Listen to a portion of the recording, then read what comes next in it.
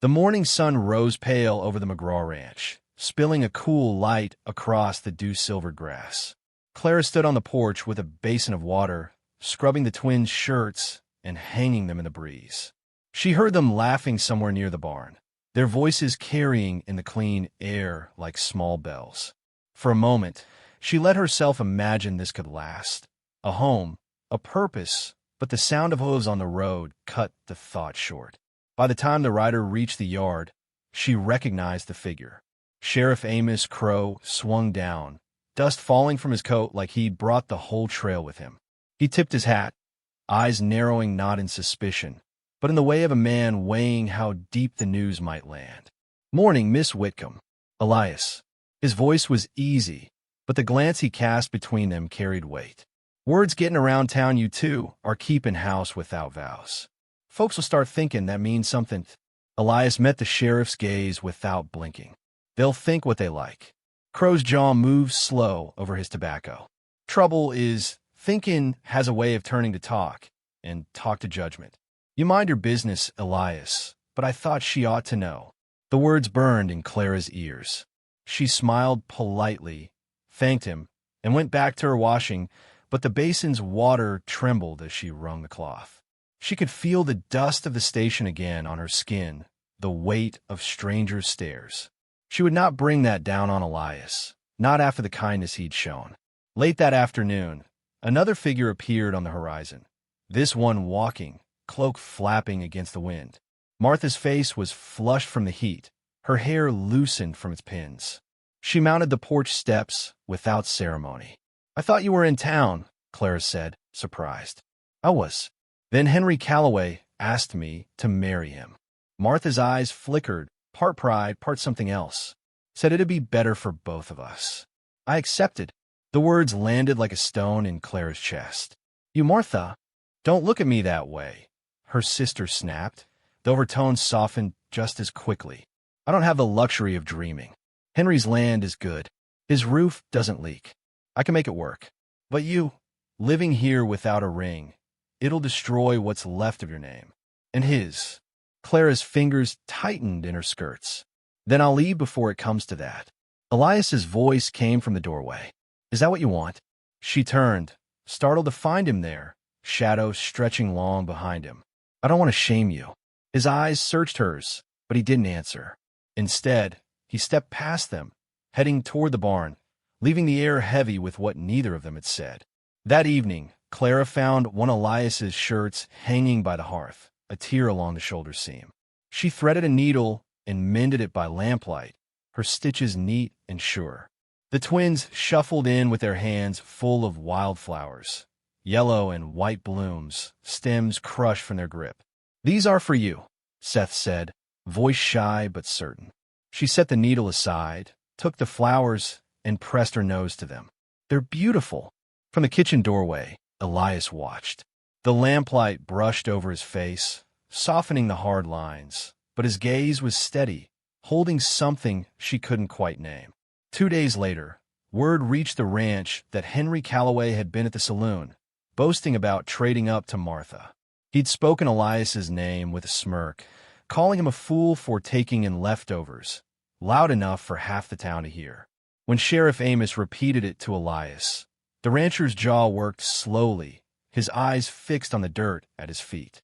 Elias had never been a man to answer insult with fists, but the words planted a weight in his chest. He'd lived long enough under the quiet ridicule of his size, his solitary ways. This was different. This touched Clara's name. Sunday brought the usual gathering in town. Families in their best clothes, the smell of baking bread spilling from the church kitchen. Clara walked beside Elias and the boys, her head bent against the murmurs that seemed to follow them like wind through grass. She could feel the stares, the tilt of heads, the narrowed eyes. Henry was there, Martha on his arm, both dressed in new clothes. As they passed, Henry let his voice carry. "Some folks will settle for whatever's left standing on the platform, I suppose." The twins stiffened at the tone. Clara's step faltered, heat rising in her throat. Before she could speak, Elias turned, his shadow stretching over the dusty ground. "That's enough, Henry," he said, calm but carrying. The crowd hushed. Clara is my intended. She will be my wife before winter. For a heartbeat, the only sound was the flutter of the church's open shutters. Then, quietly, the twins ran to Clara, pressing their faces to her skirts, their small arms wrapping around her. The shift in the air was almost imperceptible, but it was there. Some faces in the crowd softened, others dropped their gaze. Henry's mouth tightened, but he said nothing. After the service, they rode home in silence. The land glowed with the low sun, the shadows of the wagon wheels spinning over the road. Clara felt the boys leaning against her, their warmth seeping through the fabric of her dress. Back at the ranch, she stepped onto the porch and sank into the chair by the door.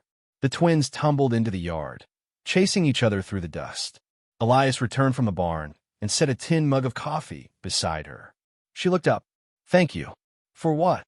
"For seeing me, when no one else did." He didn't answer, only tipped his hat back and let his eyes rest on the boys.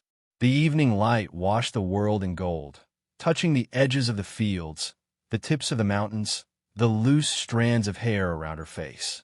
Somewhere in the distance, a hawk cried. The air smelled faintly of sage. She thought of the station, of the humiliation she'd worn like a second skin, and of this strange place she now occupied, half guest, half promise. Her fingers curled around the warm tin of coffee. The twins' laughter rang clear against the settling dusk. It struck her then, with quiet force, that the West had not offered her what she'd been told it would. It had given her something far less certain, but far more alive. And though winter was months away, she felt its promise already, like a change in the wind that carried both the bite of cold and the scent of something blooming just out of sight. The rails sang low as the afternoon train slowed to a hiss, steam curling into the dry summer air.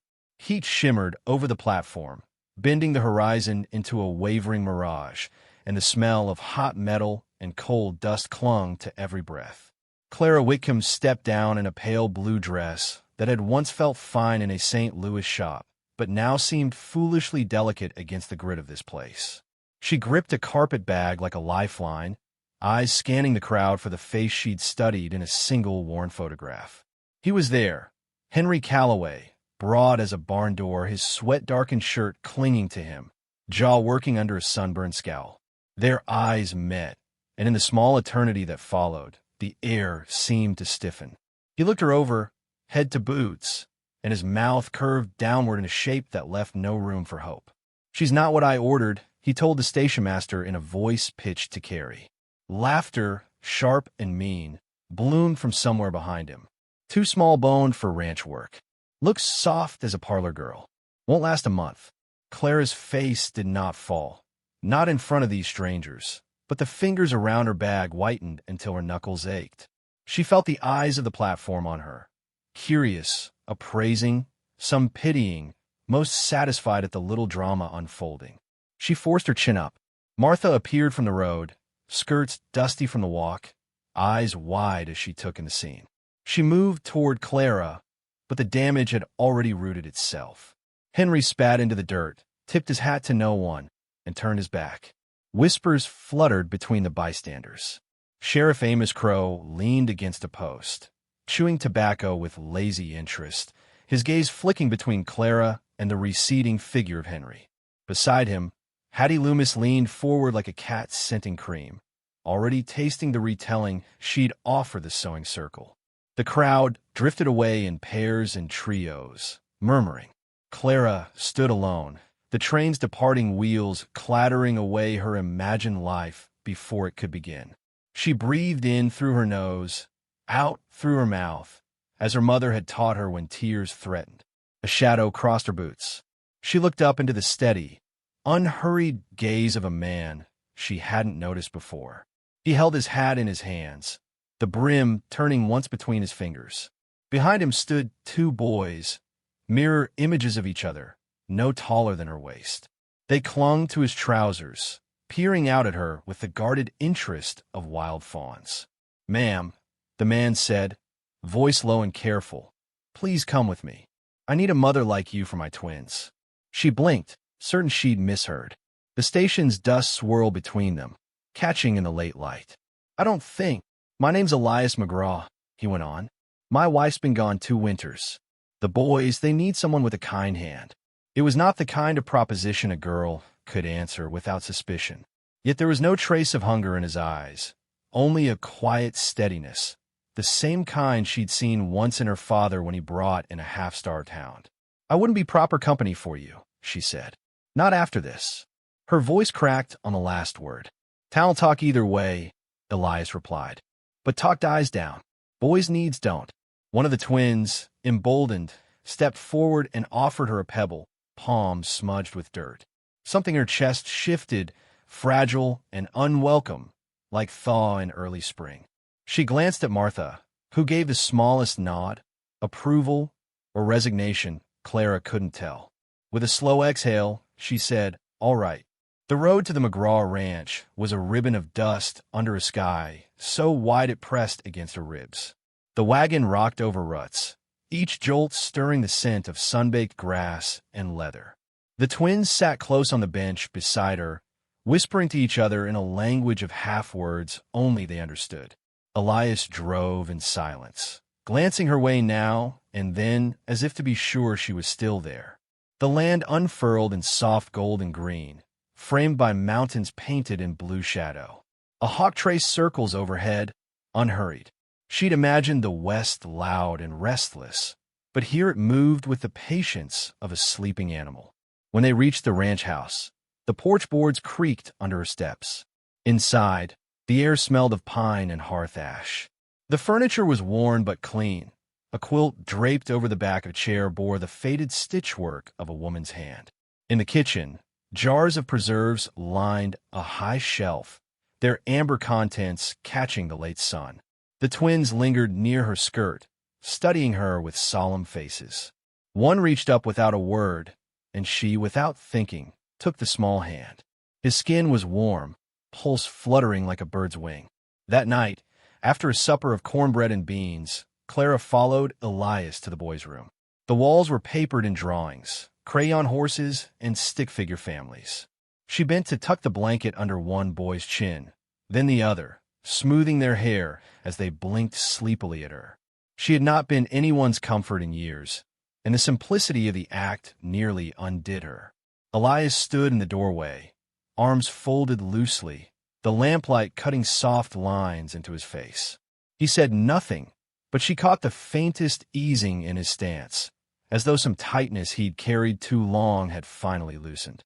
Later, lying in a bed that smelled faintly of cedar, Clara stared at the ceiling beams. Somewhere in the dark, an owl called, low and steady. She thought of the station, the sting of rejection still raw, the pitying eyes. And then she thought of the pebble in her palm, of small fingers curling into hers as though they belonged there. Her lips shaped the words without sound. Maybe the West didn't bring me what I came for, but maybe it brought me what I needed. In the next room, the twins murmured in their sleep. From a porch, the boards groaned under Elias's weight as he lingered in the night air. She wondered if he was thinking of her now, or if he was simply listening to the wind. Either way, she felt the ground beneath her shift, as if some new course had quietly begun to take shape, one she had not chosen, but which might yet choose her.